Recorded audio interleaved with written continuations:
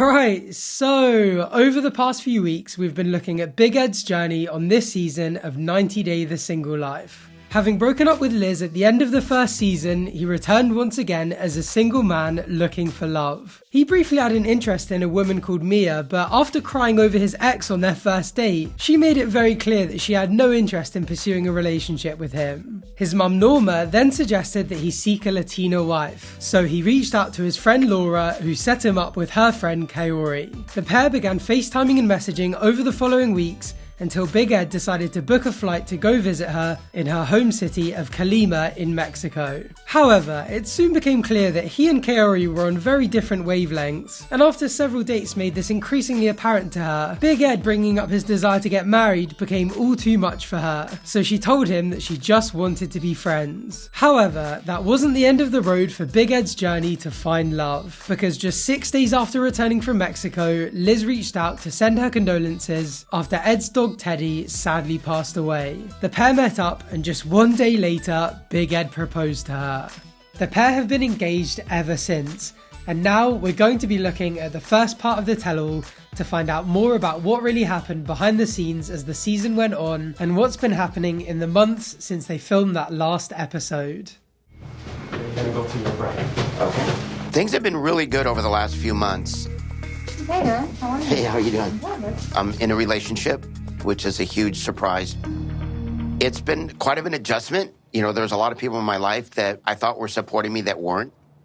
They feel like I'm choosing Liz over them, which I'm not. I'm just choosing happiness.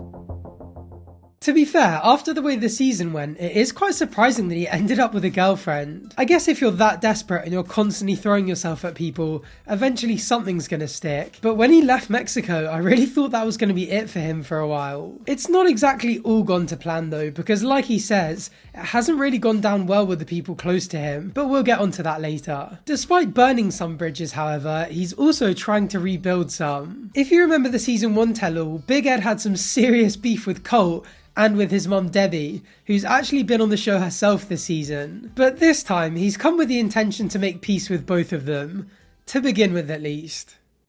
I think it's time for Colt to get off the nipple. I think you're too close. You don't know shit. I know this. So shut up. You have no right to give advice, dude. You are about the lowest life. I want to tell you, I'm sorry that you lost your husband. I appreciate that. It just made me cry. I'm like, oh my God. Because I was such a shithead. Sorry about Teddy. Yeah, life is short. It was nice to see a bit of reconciliation, but it's not really what we're here for, is it? Thankfully though, it was far from a peaceful episode, and a lot of last season's tensions were definitely still bubbling under the surface. Shortly after everyone greeted each other, they went through to the studio, sat down, and the host began going through the couples. When it was Debbie's turn to be under the spotlight, Colt had his say, and Big Ed couldn't help but pipe up, so Colt snapped right back at him. Colt, if, because I feel your pain, not to this extent with my own mom, but by helping, and kind of what Jesse's saying is, if you can support her more to find a man. Shut the f*** up. Support? I'm 36 years old. Okay, my entire life has been support. Hey, Colt, do calm this. Down. Hey, Colt, I don't need to calm down, Ed. Calm down, Polar Bear. Calm down. Okay, Why don't you shut the f*** up, you fake piece of shit? Big Ed being told to shut the hell up like that is literally music to my ears. He definitely deserved it as well. You could definitely tell that he was just trying to wind Colt up, and calling him Polar Bear whilst telling him to calm down gave me the same vibes as that leaked phone call. He just was very obviously trying to belittle him and get under his skin, and I think it was one of those subtle moments of Big Ed's uglier personality coming through. I just hope you guys get counseling. I mean, it's helped me tremendously. It's worth it too, because life is short. Why does he keep saying life is short? Is this another one of his pseudo-deep catchphrases that he's got from either his therapist or one of his many self-help books? Either way, I wish someone called him out on this and been like, have you actually changed? And if so, how? Because apart from the fresh trim and the mild re-emergence of a neckline, he's hardly changed a bit since the last tell-all. Well, they eventually got around to focusing on Big Ed, and so unsurprisingly, they brought out Liz. Hi, Liz. Hello there. Hey. Wow. You look great. Good to see you again. Yes. Nice to see you. Congratulations on your engagement. Thank you. How does it feel? Wait, I what? already feel like we're married. You do? Yeah. That sigh says so little but so much at the same time.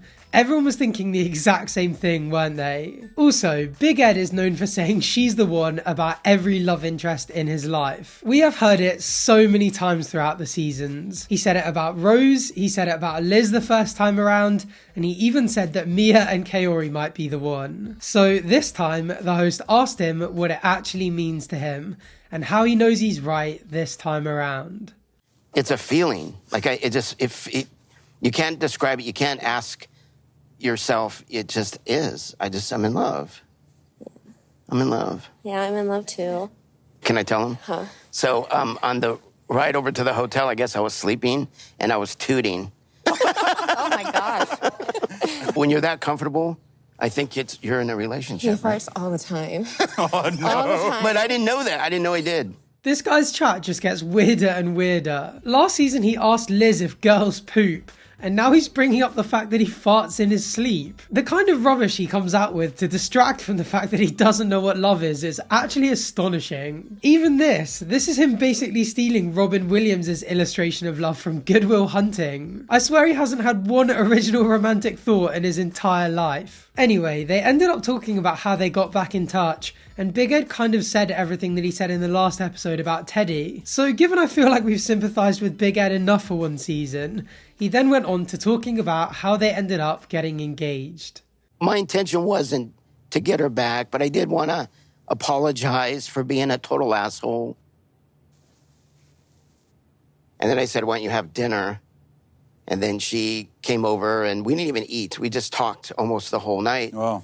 And I said, are you my forever? And she said, yes, I am. And I knew in my heart that she was for me, but I wanted to hear that from her. Congratulations on engagement. Thank you. It's so beautiful. I love the sarcastic enthusiasm from everyone here. Like, oh, you got married just one day after getting back into your toxic relationship.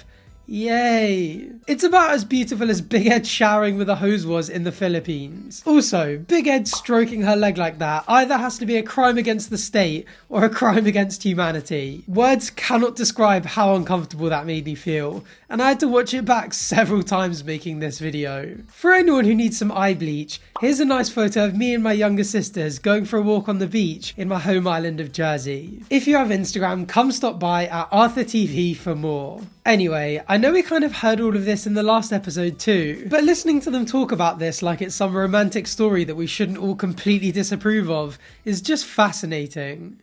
She had to go to work. I made a beeline to the jewelry store, and I found the biggest ring I could find. And then I was like, well, I don't know if this ring is for me or if it was a leftover ring in your safe for another girl. He went and showed me the purchase date, the time, my name on the warranty, and it was real. Like, I was like, that ring's actually for me. Yes, I thought it was for some other person. Of course he's got to flex that it was the biggest ring in the store. He even showed her the receipt after.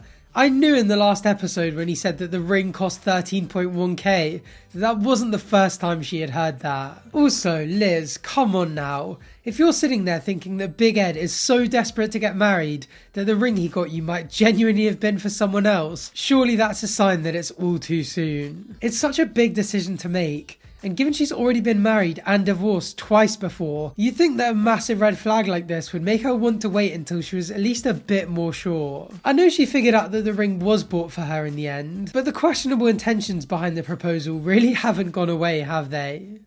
For me, my therapist was amazing. And she basically sat me down and said, I'm looking at a person that's wounded, that I want to help heal. And I'm like, just help me get over Liz. And she goes, I'm not going to do that. I'm going to help you get through it, but I'm not going to help. You'll never get over her. So about a month before Teddy passed away, I just forgave her for everything. I realized what an asshole I was, how I treated her, and I just didn't know how to be a boyfriend. This little divvy loves to play victim, doesn't he? Making himself out to be some wounded person that needed help to get over her. And then going for the whole "I didn't know how to be a boyfriend" line, as though they were once high school sweethearts that didn't know how to make a relationship work, and only now that they're adults they're trying again. I mean, first of all, Liz wasn't even born when Big Ed was in high school. But secondly, you can't blame inexperience when you're 56 years old and you've literally been married before. His problem wasn't that he didn't know how to be a boyfriend, his problem was that he doesn't know how to be in a normal, healthy relationship. If all his therapist did was help him get through the pain of the breakup rather than addressing any of his numerous actual issues, no wonder he hasn't changed. What I recently found out is anytime he broke up with me, it wasn't him messaging me. It was somebody else writing it for me. Yeah. What? Them telling me that you know, she's wrong for you. She shouldn't have been in your life. Here's what you need to say. And sometimes I would ask for him to write it, or because I'm not that smart. Oh, was it another guy? You're damn right you're not that smart. Yeah, you tell him, Debbie. This man is an idiot, as if he got someone else to write the breakup text, and he's blaming it on the fact that he's bad at English. Just when you thought that this little cretin couldn't get any more spineless. And he broke up with her 8 times over text. 8. And now he's saying none of it was him. Once again, this little denial merchant is shirking all responsibility and shifting the blame entirely onto someone else. He is so predictable. Promise me don't marry him for a while. At least don't marry him. We could have already been married, and we're not doing Liz, you got to wake up. And you're not in love with her. You're using her. You are desperate. Who's not? You're desperate. Everybody knows that. You don't think Ed is in love with Liz? Oh, hell no. No one can tell you who to love. No one knows what's in your... How do you know what's in my heart? You don't love anybody except yourself. Facts. Tell him again, Debbie. It makes me feel so sane again watching this and having someone yelling all of these things directly into their faces. This is what I've been saying in my videos and what you guys have been saying in the comments literally this entire time. I don't doubt that Big Ed and Liz are so narcissistic that they probably spend a lot of their time reading comments, so I'm sure this probably isn't the first time they've heard a lot of this stuff, but it just hits that much harder being in person and live on TV. Liz, were you aware that those 6 months while he's getting his brain together, that he was out sniffing around for somebody that would appreciate him and say yes?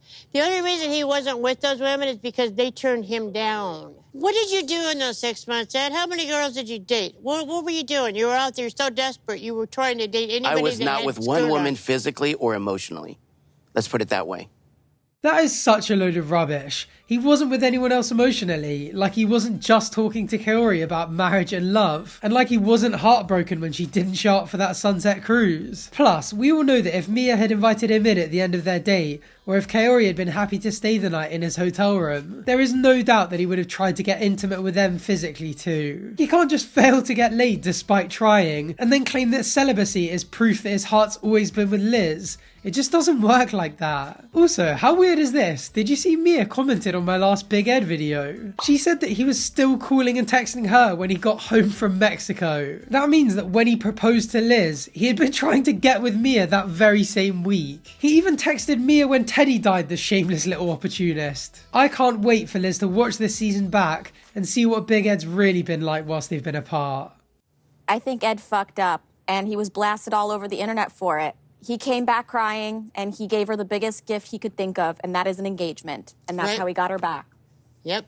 It's basically a bribe. That was really rude. I mean, you can say a lot of shit, but that was fucking rude. Oh my God, Liz, you're smarter than this. Once you wake up and smell the coffee, because you're too smart for this, Liz. You're smart.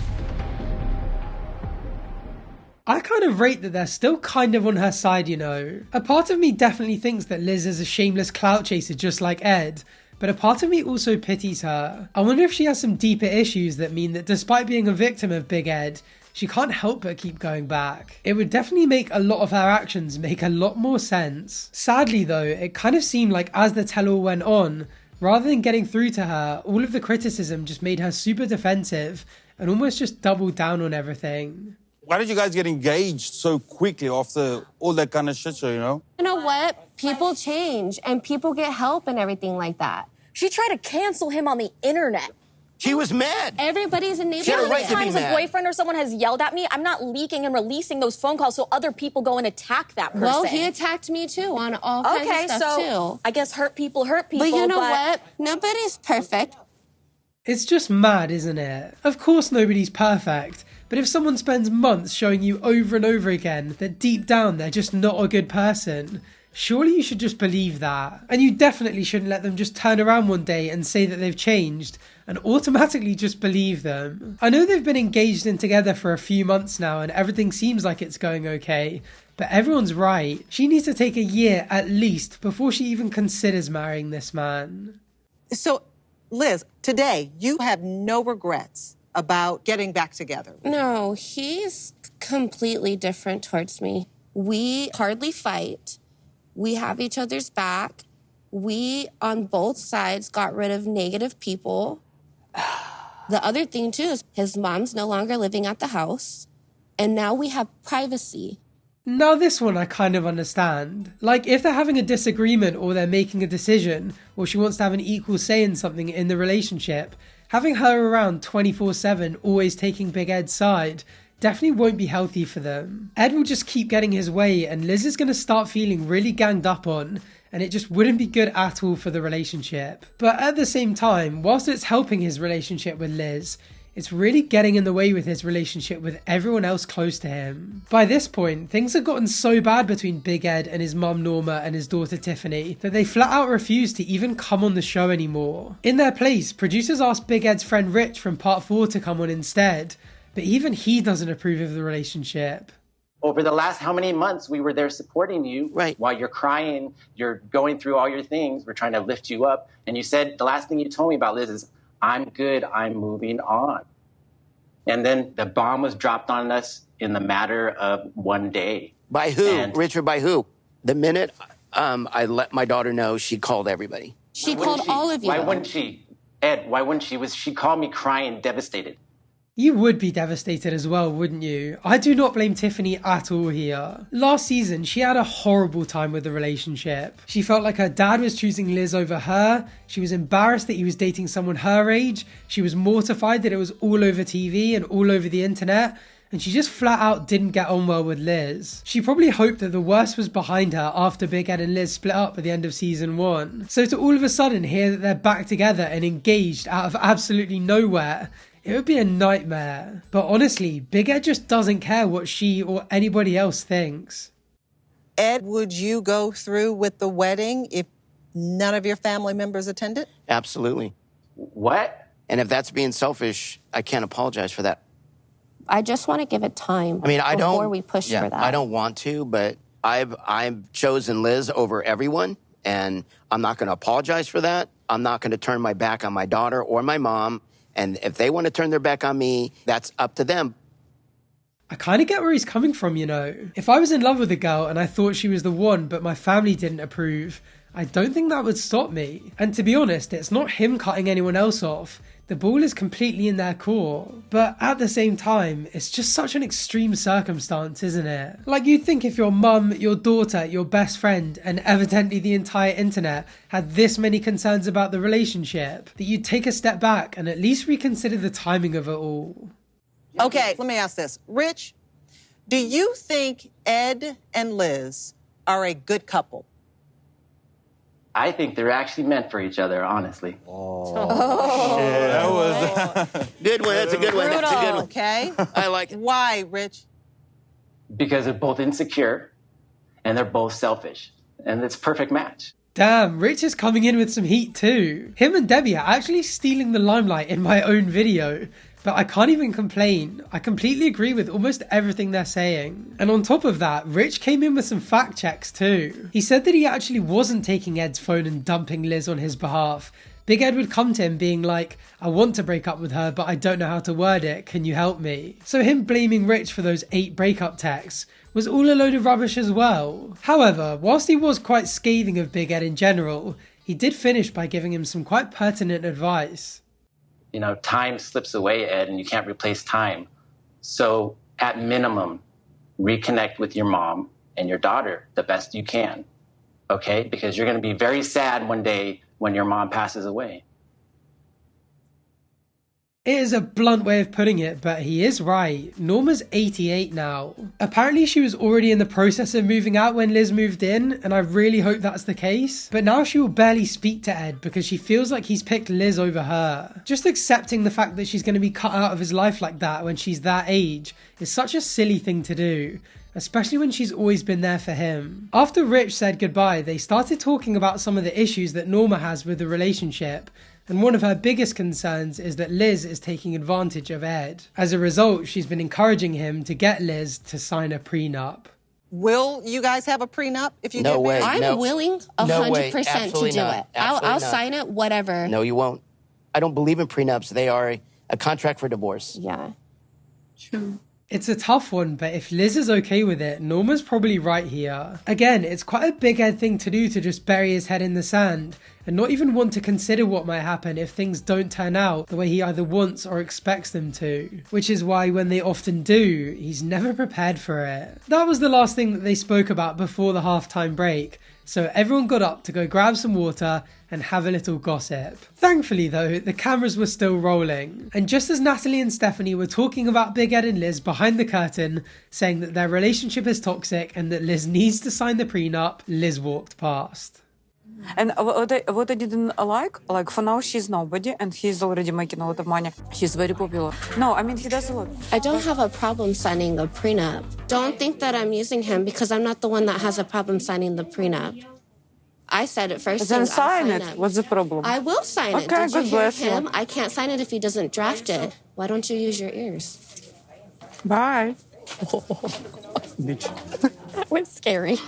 You know, given I make 90 Day Fiancé videos for a living, you'd think I would have watched every episode, but I actually skip all of Natalie's parts. Is she normally like this? I mean, I get the general point she's making. From all of his appearances and his sponsorships and his merch and his cameos and all that, he's estimated to be at least a millionaire by now.